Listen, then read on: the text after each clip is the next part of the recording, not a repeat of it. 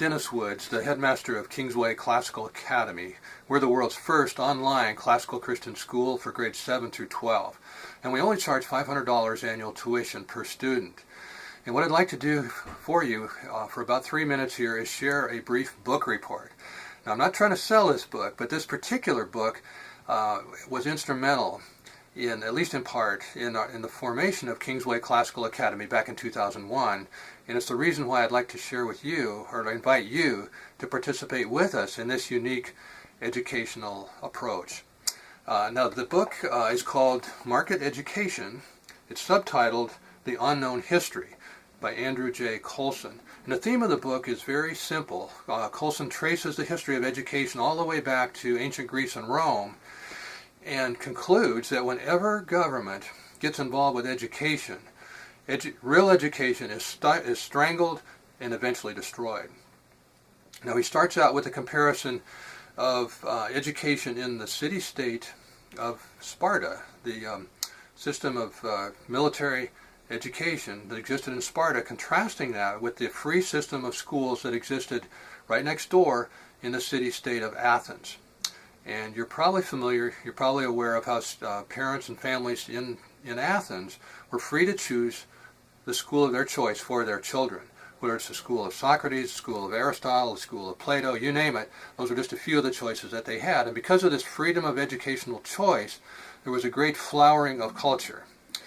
Most of us are aware of the architecture, the sculpture, the literature, the plays that were written because of this educational freedom that existed in the city of Athens. And even in a non-Christian culture, there was a release of human creativity. Now, the same thing happened a little bit later in the Muslim world. During the first 3 centuries of Islam, there was basically academic freedom. And because of that, there was an explosion of knowledge, particularly in the area of mathematics. The system of Arabic numerals that we use every day was invented by the Muslims during this period. Also, the whole system of algebra was invented during this period. Algebra is an Islamic word. Now, at the end of the 3 centuries, the government couldn't resist the temptation, and basically the government took over the educational system in the Muslim world and began to use it for political propaganda purposes. And as a result, freedom of speech, freedom of thought, and education was suppressed in the Muslim world from that point forward. Now, ironically, the same thing happened in Protestant Europe. It was Martin Luther, ironically, who insisted on a system of government education, and that government education in Germany suppressed the fledgling free schools that were beginning to spring up as a result of Martin Luther's very own Reformation. And that system of government education, of course, dominates to this very day. Now, you can probably imagine the conclusion of the book is that if we're going to achieve the educational reform that all of us really want, we're going to have to return to a system of private schools and of freedom in education. We can't continue to put a Band-Aid on a case of terminal cancer. We can't continue to pour all this money down a bottomless pit.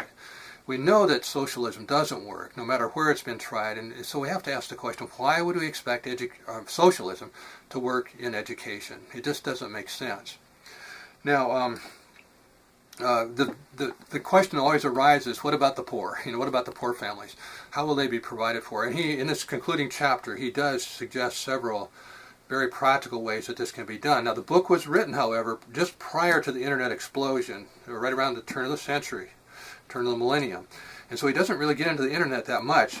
But what we found in the last 10 or 15 years is that the economies of scale and the internet have empowered us to provide a classical Christian education and recover the lost tools of learning for every family for just $500 annual tuition.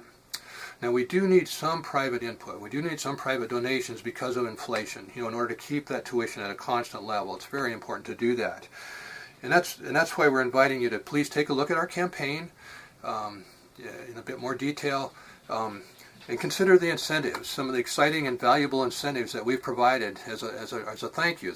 These are valued at $1,000. And our way of saying thank you to you for participating with us in this exciting and powerful educational reform movement on the internet. So I would invite you to join with us today.